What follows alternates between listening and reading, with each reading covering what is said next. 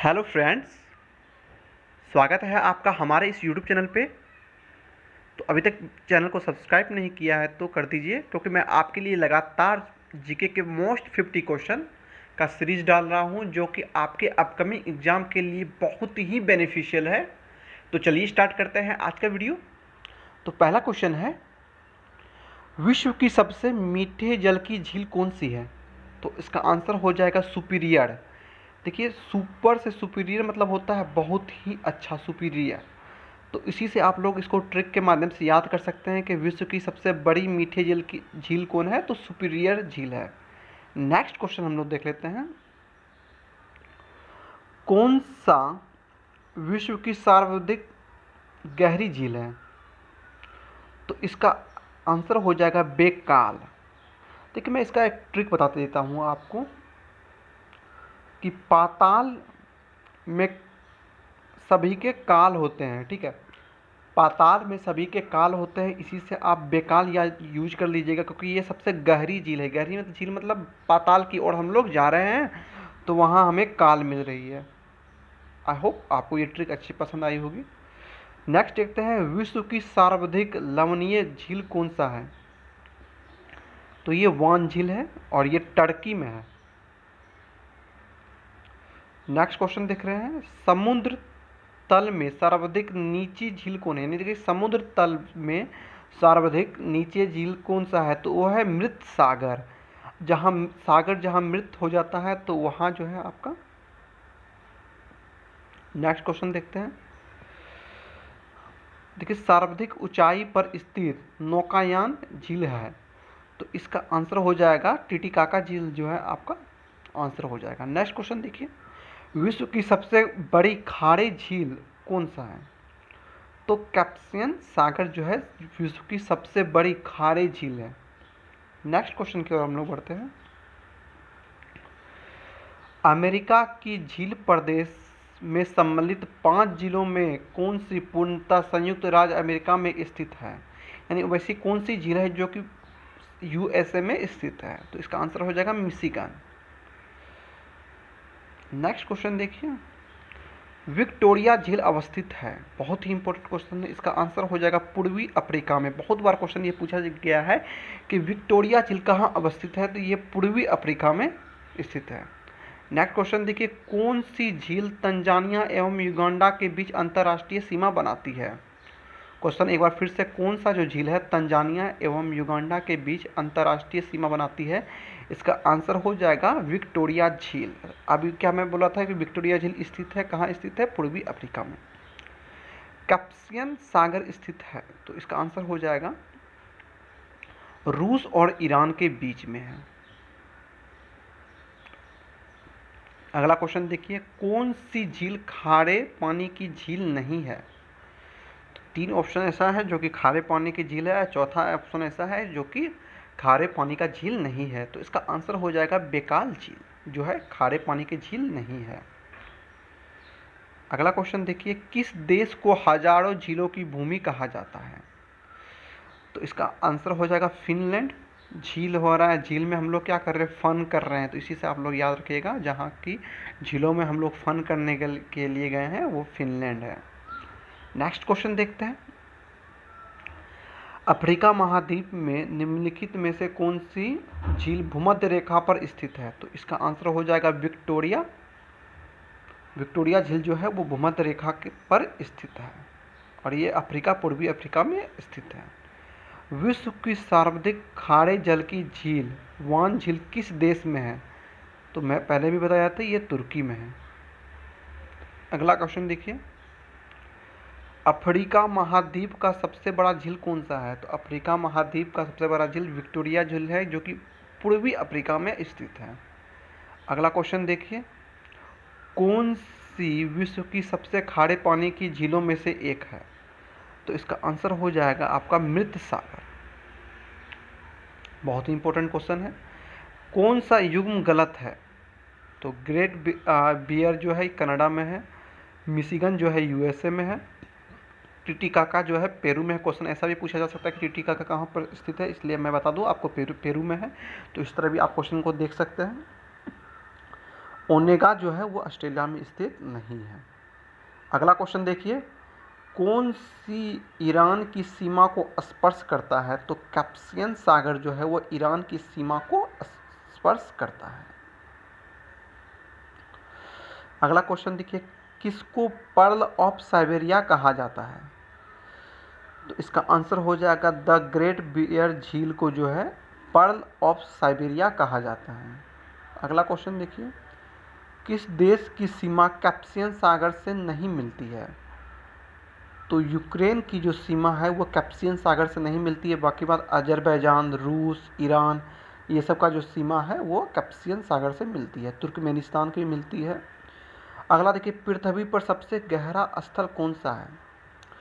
तो इसका आंसर हो जाएगा मृत सागर जो है सबसे गहरा स्थल है।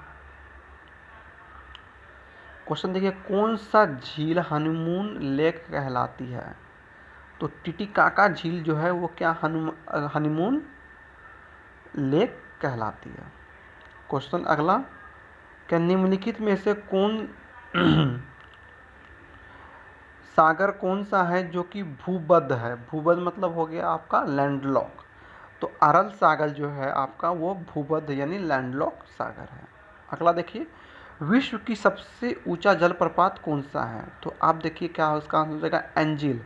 आप देखिए घर में क्या बनता है, जब हम एक फ्लोर से दूसरे फ्लोर में जाते हैं उसको क्या कहते हैं? मंजिल। यानी मंजिल पे मंजिल बन रहा है घर पे। तो इसी तरह आप लोग याद रखिएगा, झीलों में जो है सबसे ऊंचा झील होता है एंजिल। एंजिल जस्ट लाइक सुनने में मंजिल जैसा लगता है, तो इससे आप लोग इसको याद कर सकते हैं। अगला क्वेश्चन देखिए, विश्व का सबसे ऊंचा जलप्रपात किस देश पे स्थित है? सबसे ऊंचा जलप्रपात, तो उसका आंसर हो जाएगा वेनेजुएला में स्थित है। अगला क्वेश्चन देखिए, एंजिल जलप्रपात किस नदी पर स्थित है? एंजिल जलप्रपात किस नदी पर स्थित है? तो इसका आंसर हो जाएगा कैरोनी नदी पर स्थित है एंजिल जलप्रपात।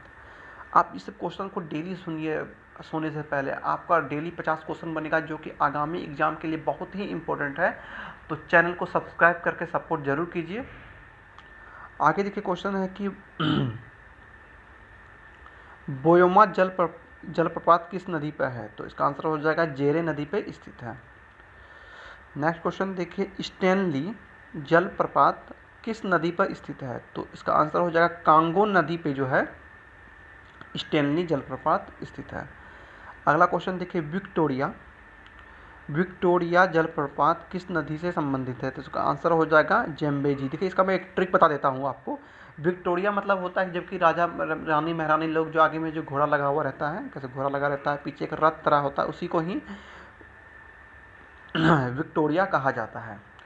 तो विक्टोरिया क्या हो गया है? वो जाम हो गया है। तो जेम्बेजी से आप याद रखिएगा, विक्टोरिया क्या हो गया है? तो जाम हो गया है। तो जेम्बेजी नदी पे स्थित है। आगे देखिए, नियाग्रा जलप्रपात किस सीमा पर स्थित है? तो यूएसए और कनाडा के बीच जो है वह नियाग्रा जलप्रपात स्थित है। बहुत ही इंपॉर्टेंट क्वेश्चन है। अगला कभी, विश्व की सबसे बड़ी जहाजरानी नहर कौन है? तो सुएज नहर जो है आपका, इसका आंसर हो जाएगा देखिए, ये भी क्वेश्चन बहुत ही इंपॉर्टेंट है। सुएज नहर को जोड़ती है भूमध्य सागर और लाल सागर को, जो है भूमध्य सागर और लाल सागर को सुएज नहर क्या कर देती है? जोड़ देती है। अगला क्वेश्चन देखिए, पनामा नहर के दक्षिण सिरे पर स्थित पत्तन है। तो इसका आंसर हो जाएगा पनामा ही हो जाएगा। अगला क्वेश्चन देखते हैं कि सुएज नहर का निर्माण कब प्रारंभ हुआ था? क्वेश्चन बहुत बार पूछा गया था।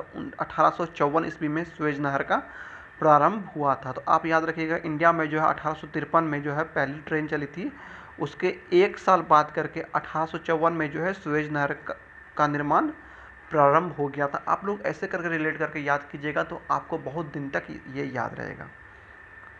अगला क्वेश्चन देखिए, सुएज नहर कब बन के तैयार हो गई? तो इसका आंसर हो जाएगा 1869, यानी गांधी जी के जन्म के समय जो है सुएज नहर बन के तैयार हो गया था। तो इसी तरह आपको याद रखना है, क्या इसको रिलेट करके, इसकी सुएज नहर जैसे ही बन गया, मन में एक फिगर बना लेना कि गांधी जी गए वहाँ पानी पिए नहर का, या नहर के पानी में नहा रहे हैं। तो इस तरह करके जो है आपको इसको रिलेट करके याद रखिएगा। और 54 में जो है बनना स्टार्ट हुआ था और 69 में क्या हुआ, वो बन के तैयार हो गया। तो इस तरह आप पुराना क्वेश्चन को भी रिवीजन कर सकते हैं। स्वेज नहर की लंबाई कितनी है, तो इसका आंसर हो जाएगा 168। बहुत ही इंपॉर्टेंट क्वेश्चन है, 168 जो है स्वेज नहर की लंबाई है। अगला क्वेश्चन देखिए, पनामा नहर का निर्माण किस वर्ष हुआ था। क्वेश्चन देखिए फिर वही दोबारा रिपीट हो रहा है, 1869 में। अगला देखिए, स्वेज नहर के बन जाने के पश्चात भारत और यूरोप के मध्य की समुद्री दूरी कितनी कमी आई है, तो इसका आंसर हो जाएगा 7000 किलोमीटर का जो है कमी आ गई। अगला क्वेश्चन, कौन सी नहर बाल्टिक सागर को उत्तरी सागर से मिलाती है, तो कील नहर।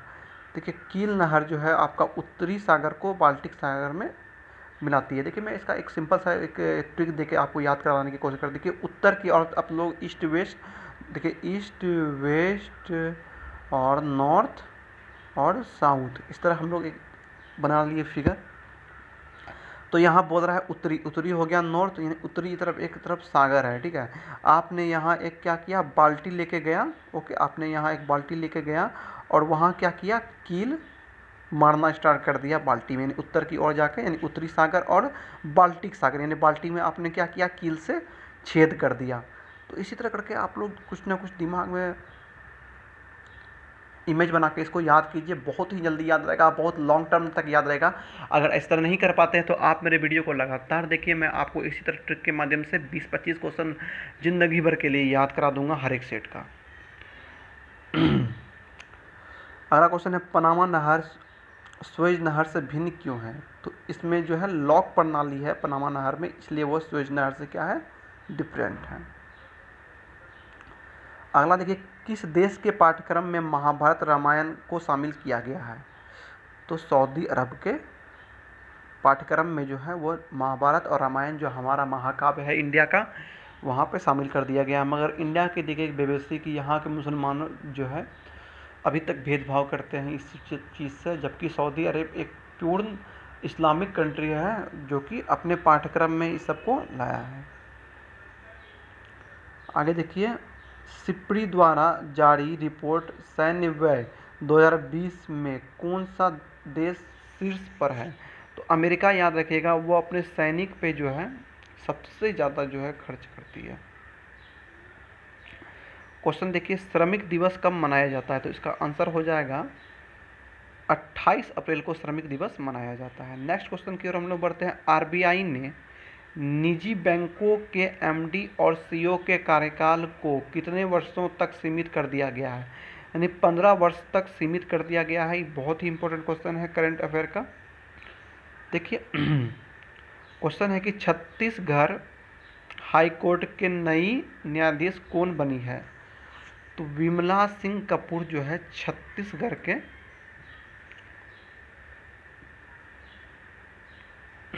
न्यायाधीश बनी है। देखिए इसका मैं एक ट्रिक बता देता हूँ कि आपको जो है एक कागज़ का टुकड़ा दिया गया है, आप उसे क्या किए, 36 टुकड़े कर दिए, 36 टुकड़े कर दिए, इसे मान लें कि 36 टुकड़े इसको कर दिया गया है। उसके बाद क्या किया आपने, इसे क्या किया, आपस में मिला दिया। तो छत्तीसगढ़ 36 टुकड़ों मतलब 36 को टुकड़ा, और बिमला मतलब मिला, ठीक है। तो इस तरह करके आप इसको याद कर दीजिएगा। नेक्स्ट देखिए, द लिविंग माउंटेन पुस्तक किसने लिखी है, तो इसका आंसर हो जाएगा अमिताभ घोष जो है द लिविंग माउंटेन लिखा है। देखिए अमिताभ घोष कितने कैसे थे, माउंटेन ऐसे अमिताभ बच्चन से याद रखिएगा, अमिताभ बच्चन जो है माउंटेन जैसे लंबे थे, इसलिए वो क्या किए, माउंटेने में चले गए रहने के लिए थे, इसलिए इस पुस्तक का नाम है the mountain, the living mountain. तो इसका आंसर हो जाएगा अमिताभ घोष। क्वेश्चन है कि आरबीआई के निदेशकों के अनुसार निजी बैंकों में एमडी और सीईओ और डब्ल्यूडीडी के लिए ऊपरी सीमा कितना निर्धारित की गई है, तो 70 वर्ष तक वो लोग सेवा दे सकते हैं। अगला क्वेश्चन देखिए, भारतीय कार्यकारी जगदीश खट्टर जिनका हाल में ही निधन हो गया, वो किस कंपनी के पूर्व एमडी थे, तो इसका आंसर हो जाएगा मारुति सुजुकी के वो एमडी थे। अगला क्वेश्चन की ओर हम लोग बढ़ते हैं, किस फिल्म ने 93 अकादमी पुरस्कार या ऑस्कर 2021 में सर्वश्रेष्ठ फिल्म की पुरस्कार जीता है। तो इसका आपका याद हो जाएगा आंसर नोमैडलैंड, इसका आंसर हो जाएगा। नेक्स्ट क्वेश्चन, लास्ट क्वेश्चन है, विश्व मलेरिया दिवस 2021 का विषय क्या था, यानी थीम क्या था। तो इसका आंसर हो जाएगा reaching the zero malaria target, यानी आपका जो है आंसर हो जाएगा reaching the zero malaria target. ये 50 क्वेश्चन बहुत ही इम्पोर्टेंट है आपके किसी भी एग्ज़ाम के लिए, तो आप वीडियो को अंत तक जरूर देखे होंगे। तो वीडियो को लाइक और चैनल को सब्सक्राइब करना ना भूलें, और मेरे चैनल को यूं ही सपोर्ट करते रहिए, आपके सपोर्ट की ज़रूरत है। तो मिलते हैं कल एक नई सीरीज के साथ, तब तक के लिए जय हिंद जय भारत।